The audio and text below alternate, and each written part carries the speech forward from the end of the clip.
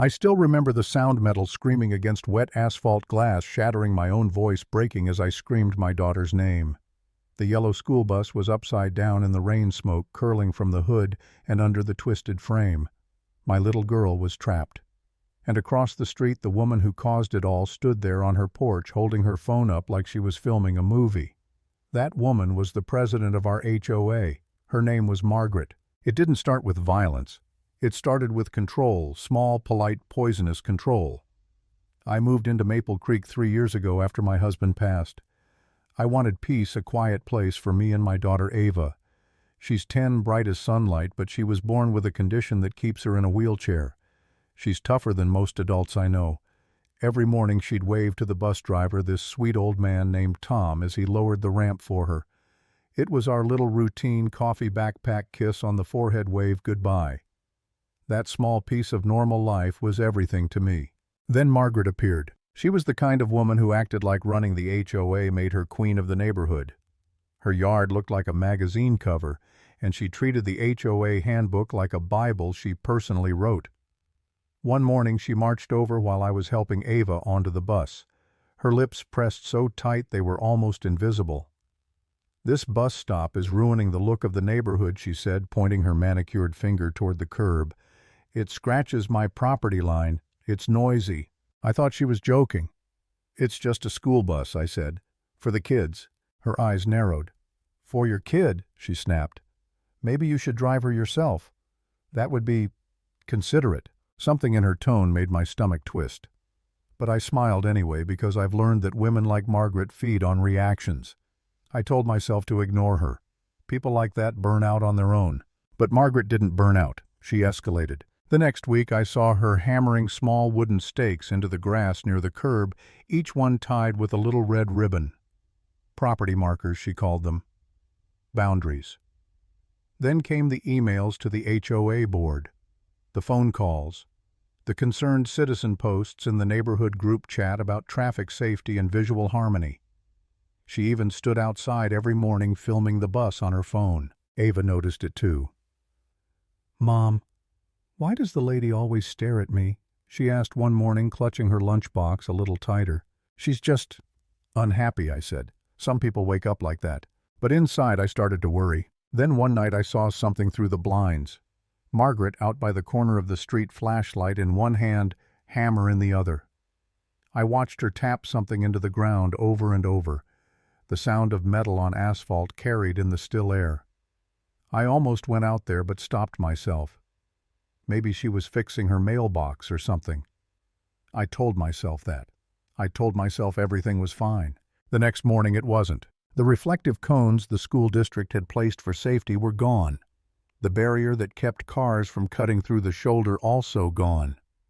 Margaret stood by her hedge again, filming with her phone, her smile stretched too wide. Tom honked twice like he always did. Ava waved. I remember thinking, one more normal morning. Then Margaret looked straight at me and said, "Enjoy the peace while it lasts." I didn't understand what she meant until a few hours later. It was raining when the phone rang. A neighbor's voice, frantic, broken. "There's been an accident. The bus, it crashed at the curve." The rest of that day comes in flashes, running barefoot through the rain, the wail of sirens, smoke in the air.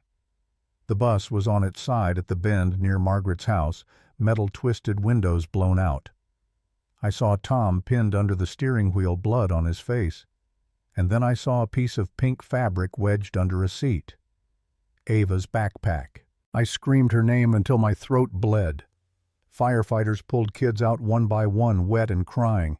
When they finally found Ava, she wasn't moving. Her wheelchair was crushed beside her. Margaret stood behind the police tape, clutching her phone, shaking her head like she was heartbroken.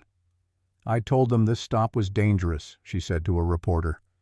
"I warned the HOA for months." I wanted to tear that fake sympathy off her face. At the hospital, the smell of disinfectant burned my nose. Machines beeped like a cruel metronome. Ava lay there, tiny, pale, her legs in casts. I held her hand and whispered, "You're safe now, baby." She tried to speak, her voice barely a breath. It hurt. The bus flipped.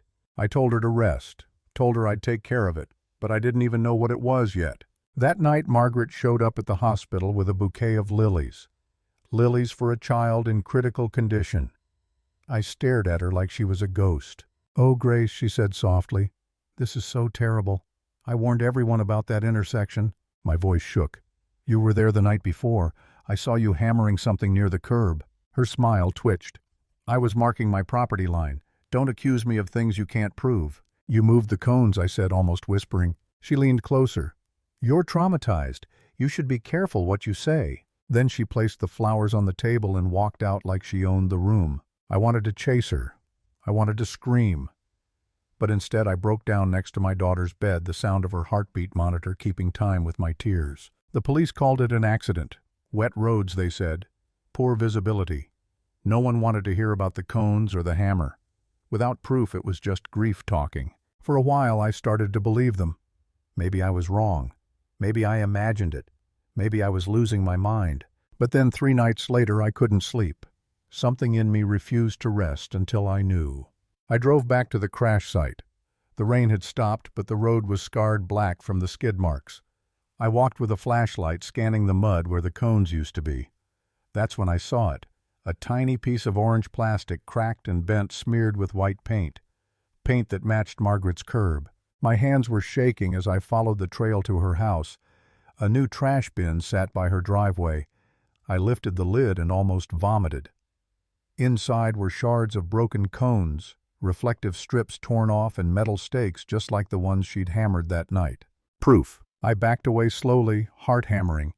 Then the light in her window flicked on. She was there, staring right at me. Our eyes met through the glass. She didn't look scared. She just smiled and closed the curtain. The next morning I went to the police station with the evidence. The officer barely glanced at it. "We'll add it to the file," he said, uninterested. "Without a witness or video, there's nothing we can do." I wanted to scream. Instead, I drove home in silence, gripping the steering wheel so hard my knuckles went white. When I got inside, something felt wrong. The door was unlocked. On the table where I'd left the cone fragment was a folded piece of paper. It said, "You should stop digging before someone else gets hurt." That's when fear finally replaced anger. My hands went cold. I looked out the window. Across the street, Margaret's porch light turned on. Her shadow moved behind the curtains. She was watching me. Days passed. I barely slept. I jumped at every sound. I kept Ava close, always near me. But the fear didn't fade. It fermented, turned into something sharper. Then came the storm. Rain hammered the windows. Power went out. I was lighting candles when the front window shattered like a gunshot.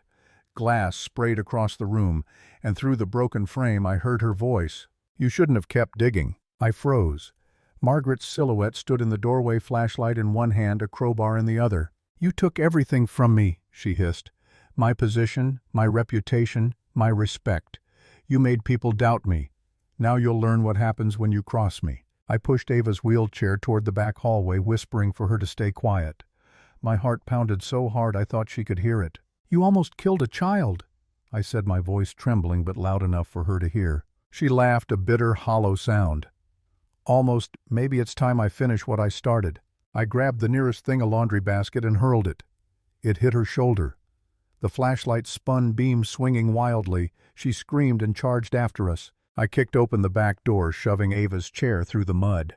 The rain was freezing, soaking us instantly. Behind us, I heard Margaret's boots slam against the floorboards. "You can't run forever," she screamed. We reached the edge of the yard near the ditch where the workers had been digging earlier that day. I turned, soaked and shaking. "You destroyed your own life, Margaret," I shouted, "all because you couldn't stand to see someone weaker than you." "Happy." She laughed, wild and furious. "Weaker. You're pathetic. Crying, begging, hiding behind your crippled kid." She stepped forward and her foot slipped on the wet edge. The crowbar flew from her hand. She fell hard into the trench with a sickening crack. For a moment I couldn't move. Lightning flashed, revealing her twisted leg and mud-smeared face.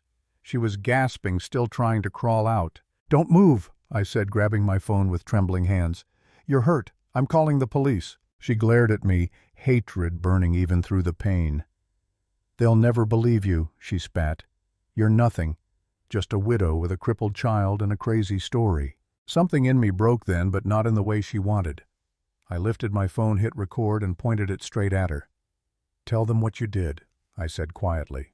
Her face twisted. "You think I'll confess?" But when she tried to move, the crowbar shifted under her, pressing deeper into the mud. Panic flickered in her eyes. "Please," she whispered suddenly. "Help me. I didn't mean for the bus to crash. I just wanted them to move the stop. It wasn't supposed to go that far." I felt the air leave my lungs. "You admit it," I said softly. Her eyes widened. "Wait, no, But the sirens were already approaching, red and blue lights cutting through the storm. The police must have traced my dropped call. Officers ran in, pulling me and Ava back to safety. One of them took my phone, played the video, then looked up at me and said, "We got her." They lifted Margaret from the trench. Her wrists cuffed her face, pale and defeated. For a moment she looked small, like all her arrogance had finally drained out of her. But as they shoved her into the police car, she turned toward me and hissed, "You'll never be free. People like you don't get peace." I didn't answer. I just held Ava tighter, listening to the rain drown out her voice as the car disappeared down the road. That night I sat on the porch staring across the street at her dark, empty house. The storm had finally passed, but the world still smelled like wet earth and gasoline. My phone buzzed in my hand, an unknown number. I hesitated, then answered. Silence. Then a faint sound. A woman's laugh, soft, distant, familiar. The line went dead, and I realized something. Storms don't always end when the thunder stops.